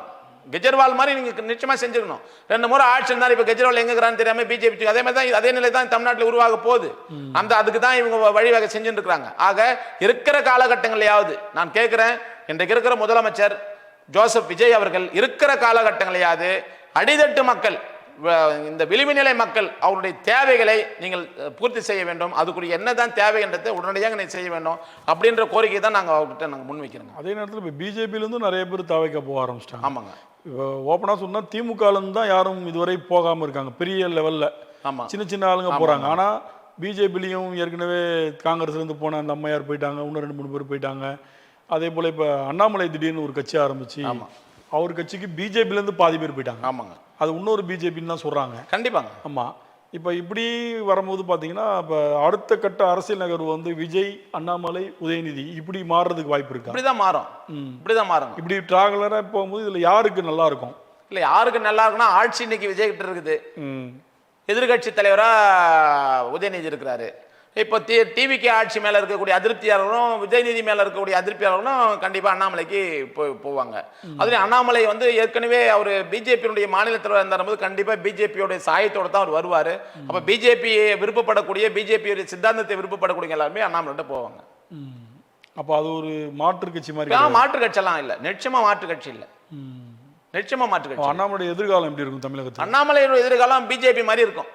தமிழ்நாட்டில் ஒரு பிஜேபி மாநில தலைவராக இருந்தவங்க எப்படி மாறி இருக்கும், பெருசாலாம் வளராது. விஜய்க்கு பெரிய போட்டியெல்லாம் கிடையாது. இல்ல விஜய்க்கு பெரிய போட்டியெல்லாம் இல்ல. அவர் அந்த மாதிரி தானே பேசிட்டு இருக்காரு. இல்ல, அவர் பேசலாம். அவர் முதல் முறையா சொல்றாரு கட்சியை வந்து நான் தொடங்குறதே மாநாடு நடத்ததே திருவண்ணாமலைன்னு அவர் மென்ஷன் பண்ணிருக்காங்க. ஏன்னா திருவண்ணாமலையில 20 லட்சம் 30 லட்சம் மக்கள் வந்து வெளி மாநிலங்கள் வந்து இந்த பௌர்ணமி வந்து சுத்துவாங்க. ஒருவேளை அந்த பௌர்ணமி அன்னைக்கு கூட அவர் வந்து அந்த கூட்டம் அது எனக்கான கூட்டம் தான் கூட அவர் காட்டுறதோட வாய்ப்பு இல்லை. அப்போ அவர் தமிழ்நாட்டில் எந்த மாவட்டத்தை செலக்ட் பண்றான்னு சொன்னாக்கா கல்வியில பின்தங்கிய மாவட்டம் திருவண்ணாமலை மாவட்டம். புரியுதுங்களா? பக்தியில ரொம்ப முன்னோடியா இருக்கிற மாவட்டம் திருவண்ணாமலை மாவட்டம். அதனால அதை செலக்ட் பண்ணிட்டு அவர் முன்னால் நின்றுட்டு பின்னால் வர கூட்டம்லாம் எனக்கான கூட்டம் தான் கூட அவர் சொல்லுவாரு. அதனால அவர் பெருசா வளர்ந்துலாம் வரதுக்கு வாய்ப்புகளே இல்லைங்க. இப்போ இவ்வளோ இதில் வந்து சீமானுடைய 8 வங்கி ஓட்டு வங்கி வந்து இந்த தேர்தலில் ரொம்ப கடுமையாக பாதிக்கப்பட்டு திரும்பி 4க்கு போயிடுச்சு. ஆமாங்க. அப்போ ஒருத்தருக்கு ஒரு 15 வருஷமாக போராடிக்கிட்டே இருக்கார். நீங்கள் கொடுத்த அங்கீகாரத்தையும் திரும்பி பிடிங்கிட்டீங்களே, என்ன மாதிரியான அரசியல் இது? இல்லை, அதான் சார். அப்போ திமுக எங்க உட்பட மக்கள் புரட்சி கழகத்துக்கும் அந்த மாதிரி நெருக்கடி தான் இருக்குது. நாங்கள் கடந்த தேர்தலில் வாங்கின வாக்குகளோட இன்னைக்கு வந்து பாதி குறைஞ்சி வாங்கிறோம்னு வச்சுங்களேன். என்னன்னு கேட்டிங்கன்னா இவங்களுக்கு வந்து திமுக அதிமுகவுக்கு மாற்று ஒரு கட்சிக்கு நம்ம வாக்களிக்கணும்னு ஒரு முடிவு பண்ணுறாங்க. இப்போ சீமானா ஜோசப் விஜயா அப்படின்னு பார்க்கும்போது ஜோசப் விஜய் பரவாயில்லன்றதுனால எல்லா மக்களுமே ஜோசப் விஜய் பக்கமாக மோகமாக திரும்பிட்டாங்க. ஆனால் கொள்கை கோட்பாடு சித்தாந்தம் நான் என்னன்றேன்னா உண்மையிலேயே இன்றைக்கு தாவேக்கு ஆட்சி அமைந்தது பரவாயில்லன்னு தான் நான் நினைக்கிறேன். ஏன்னா இந்த மாதிரி டெம்பரரியான ஒரு மூவ்மெண்ட்டை, டெம்பரரியான ஒரு தலைவரை மக்கள் நம்பி போகக்கூடாதுன்றதுக்கு ஒரு பாடமாக தான் இந்த ஆட்சி அமையும் நான் நினைக்கிறேன். ஒருவேளை நல்ல ஆட்சி கொடுத்தானா நம்ம வந்து வரவேற்போம். அதை வந்து நம்ம வந்து இவரை எப்பவுமே நம்ம வந்து விமர்சனம் செய்யணுன்ற நோக்கம் நமக்கு இல்லை. எந்த ஆட்சியாக இருந்தாலும் ஒரு நல்ல ஆட்சி மக்கள் கொடுக்கணும். நீண்டாண்டு காலமாக விளிம்பு நிலை மக்கள் எல்லாம் வந்து இன்னைக்கு ஒரு அடிப்படை தேவையில் இருக்கிறாங்க, ஒரு வியாபாரம் செய்ய முடியாமல் இருக்கிறாங்க, முதலீடு இல்லாமல் இருக்கிறாங்க. இதற்கெல்லாம் ஒரு நல்ல ஆட்சி ஏதாவது கொடுப்பாங்களா அப்படின்ற நோக்கத்தோட தான் நாமெல்லாம் இயக்கம் நடத்திக்கிறோம், நாமெல்லாம் கட்சி நடத்தி இருக்கிறோம். அந்த அடிப்படையில் இன்னைக்கு வந்து தாவே காட்சி கொடுத்தாருன்னா நல்லது தான். அது வந்து நம்ம மாற்று கருத்து நமக்கு இல்லைன்னு வச்சுங்களேன். ஆனாலும் இந்த மாதிரியான ஒரு எதிர்பார்ப்பு வந்து மக்களுக்கு நினைச்சாங்க விஜய் வந்தா பரவாயில்லன்ற மாதிரி விஜய் வந்து வாக்களிச்சுட்டாங்க, விஜய்க்கு போய் சேர்ந்துச்சுங்க. இப்ப கொள்கை அரசியல் இதெல்லாமே இந்த தேர்தலுக்கு கொஞ்சம் பின்தங்கப்பட்டிருக்கிறது. அடுத்தடுத்து வரக்கூடிய தேர்தலில் அது எப்படி எதிரொலிக்கின்றதை நம்ம அடுத்து வரக்கூடிய தேர்தலில் நம்ம வந்து அதனுடைய முடிவுகளை நம்ம பார்ப்போம். கண்டிப்பாக சார். இவ்வளவு நேரம் உங்களுடைய நேரத்தை ஒதுக்கி பல்வேறு அரசியல் சூழல் குறித்தும் இப்போ கரண்ட்டாக இருக்கிற பிரசன்ட் அரசியலை பற்றி ரொம்ப தெளிவாக நிறையா பேசியிருக்கீங்க. தவைக்காவுடைய இந்த ஆளுங்கட்சியுடைய செயல்பாடு குறித்தும் ரொம்ப அழகாக தெளிவாக சொல்லியிருக்கீங்க. அதிமுகவுடைய எதிர்காலம் பற்றியும் திமுகவுடைய எதிர்காலம் பற்றியும் அண்ணாமலை எதிர்காலம் பற்றி வரைக்கும் நீங்கள் அரசியல் ரொம்ப அழகாக சொல்லியிருக்கீங்க. நம்ம அரங்கத்துக்கு வந்து நம்ம நிகழ்ச்சி கலந்து கொண்டமைக்கு ரொம்ப நன்றி சார். தமிழன் தொலைக்காட்சி நேயர்களுக்கும் மிக அருமையாக நேர்காணல்கள் செய்திருக்கக்கூடிய மரியாதைக்குரிய சார் கேதார் சார் அவர்களுக்கும் நெஞ்சார்ந்த நன்றியை கூறிக்கொள்கிறேன். நன்றி, வணக்கம். மீண்டும் அடுத்த அரசியல் அரங்கம் நிகழ்வில் மற்றொரு சிறப்பு அழைப்பாளருடன் உங்களை சந்திக்கும் வரை நன்றி கூறி விடைபெறுகிறேன். நன்றி, வணக்கம்.